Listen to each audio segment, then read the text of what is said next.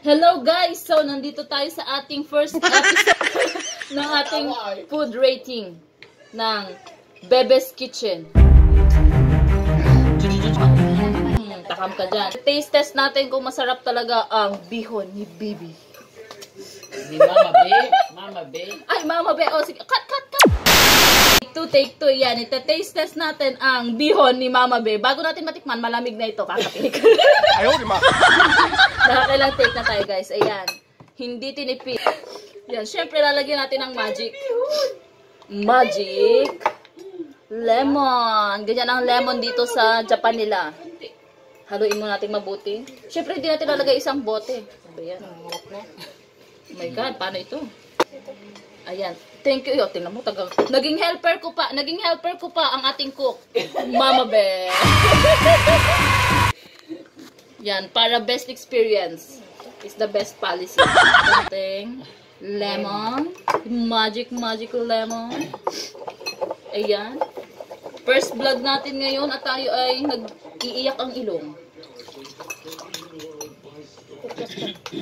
Para ang fresh ko dito. Siguro pag mga nagbablog talaga hindi fresh. May magic ang vlogging. Mag-vlog na lang tayo guys. Baka di tayo mama. Woo! Meron nag-ubo? May nag-uubo sa background. Maalis ba yon? May nasinga pa. Oh, no. O, diba? Ano, off-cam yan. May audience ka.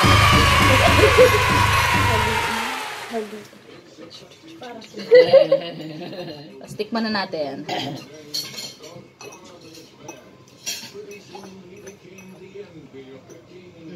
Say hi. Hi! Dikat natin at ako yung... Siyempre to ay honest review natin. Grabe. Masarap.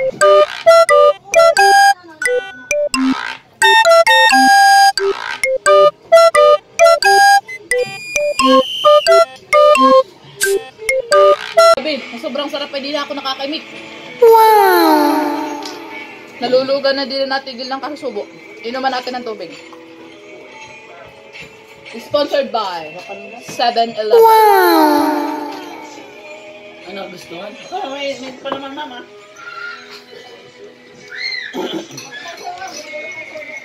Grabe. Masarap, best. Sa'yo na talaga ako, bilib. Hindi naman sobrang sarap, guys. Inagawan ko na yung bata. Ha?